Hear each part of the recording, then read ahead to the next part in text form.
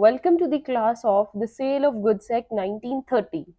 So today we are going to discuss some implied warranties. Students, अभी तक हमने की थी implied conditions जो कि एक कॉन्ट्रैक्ट में लिखी हो या ना लिखी हो बट सेलर और बायर को फॉलो करनी ही है, और अगर हम कंडीशंस फॉलो नहीं करते those conditions, then buyer has the right to repudiate the contract and also he can claim the damages.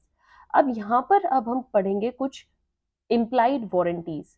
Means these are also whether written in the contract or not, but these are impliedly included in that. और contract में ये implied है, इसका मतलब यहाँ पर buyer के पास right है अगर कोई वारंटीज जो है वो डैमेज होंगी या कोई वारंटीज फुलफिल्ड नहीं हुई तो buyer can claim only damage. ठीक है, यहाँ पर कॉन्ट्रैक्ट खत्म करने का उसके पास राइट नहीं है. देखिए, जो हमने स्टार्टिंग में कंडीशंस एंड वारंटीज डिस्कस की थी तो आई टोल्ड यू अगर कंडीशंस फुलफिल नहीं होती तो बायर कॉन्ट्रैक्ट को भी रेपुडिएट कर सकता है और डैमेज भी क्लेम करेगा. बट वारंटीज के केस पे कॉन्ट्रैक्ट को रेपुडिएट नहीं कर सकता, but yes he has the only right of claiming damages. Claiming damages मतलब जो भी उसका नुकसान हुआ है सिर्फ वो सेलर से वो मांग सकता है, बट उसको गुड्स जो मिले हैं वो एक्सेप्ट करने होंगे और अपनी ट्रांजैक्शंस को फुलफिल करना पड़ेगा. पहले हम ये डिस्कस करेंगे and then we will discuss what are those conditions जिसको बायर या सेलर वारंटीज बना सकते हैं, मतलब उसको एज अ वारंटीज ट्रीट करेंगे. मींस ऑल्दो वो कंडीशंस थी बट बायर फिर भी उन गुड्स को एक्सेप्ट कर लेता है और कहता है मुझे सिर्फ डैमेज दो. तो ये चीजें हम अब करेंगे. So let's start with section 14 clause B. देखिए 14 clause B first implied warranty की बात करता है and the first warranty is quiet possession.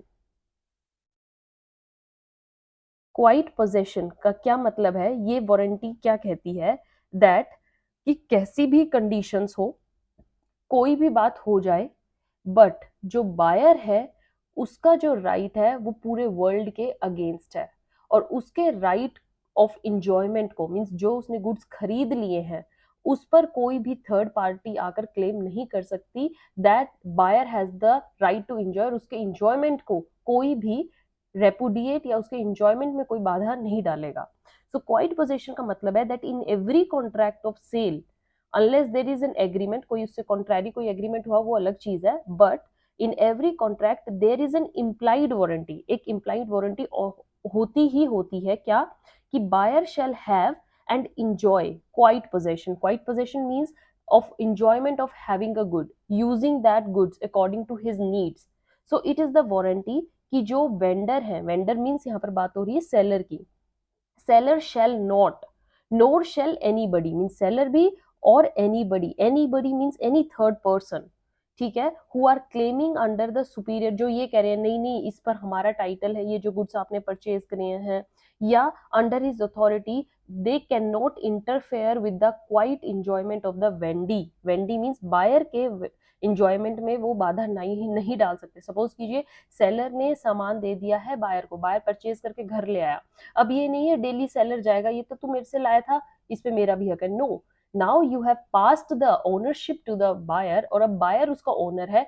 You have no right to interfere in his possession और enjoyment, right. So the buyer is entitled to hold this property and to hold the seller responsible. अगर seller उसके किसी भी चीज में बाधा डालेगा तो वो उसको रिस्पॉन्सिबल ठहरा सकता है और इसमें उसकी वारंटी की ब्रीच हुई है ऑल्दो वो गुड्स अपने पास रखेगा लेकिन सेलर से डैमेज क्लेम करेगा.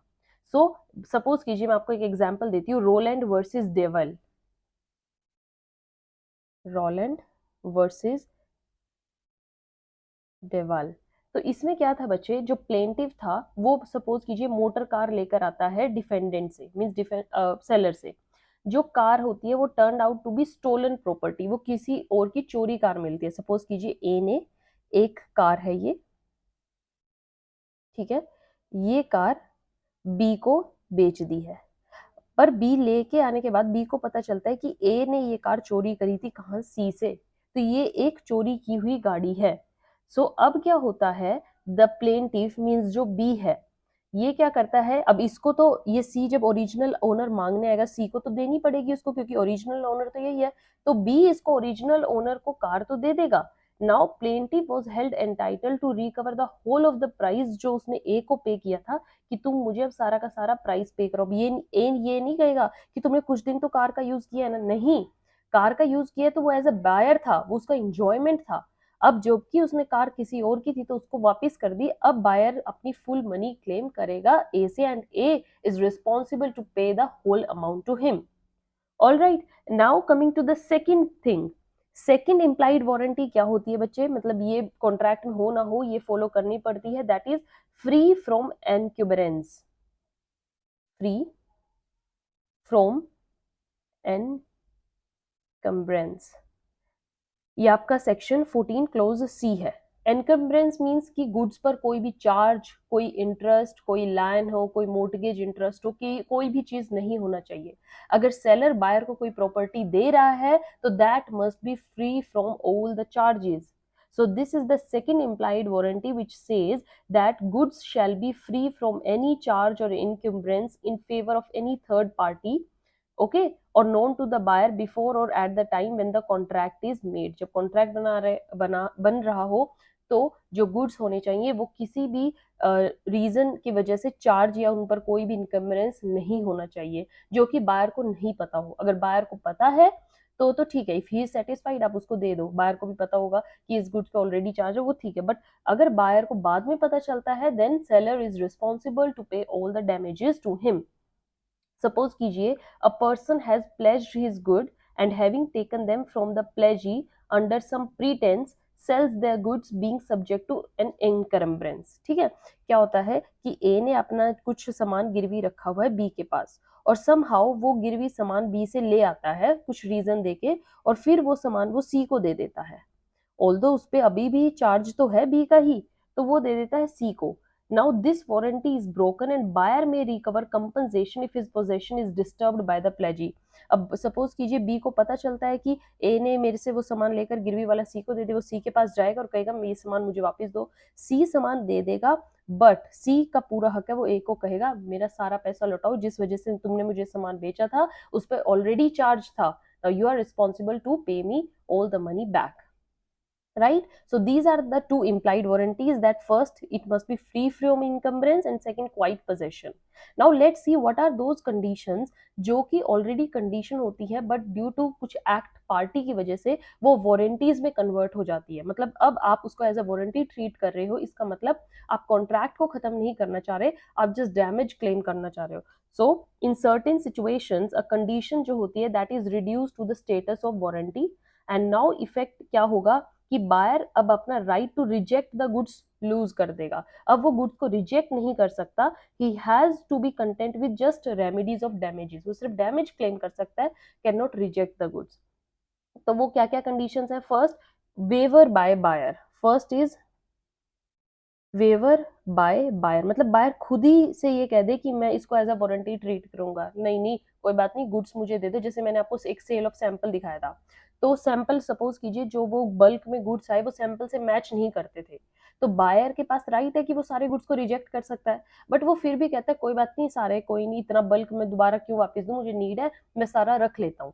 इसका मतलब उसने कंडीशन को वेव कर दिया, उसने उस राइट को वेव कर दिया जिसको वो जिससे वो गुड्स को रिजेक्ट कर सकता था। हाँ, अभी उसके पास एक राइट है कि वो सिर्फ डैमेज क्लेम कर सकता है सेलर से, कि भाई जो मैंने नुकसान हुआ एटलीस्ट उसको पूरा करो, तुम्हारे गुड्स मैं अपने पास रख रहा हूँ।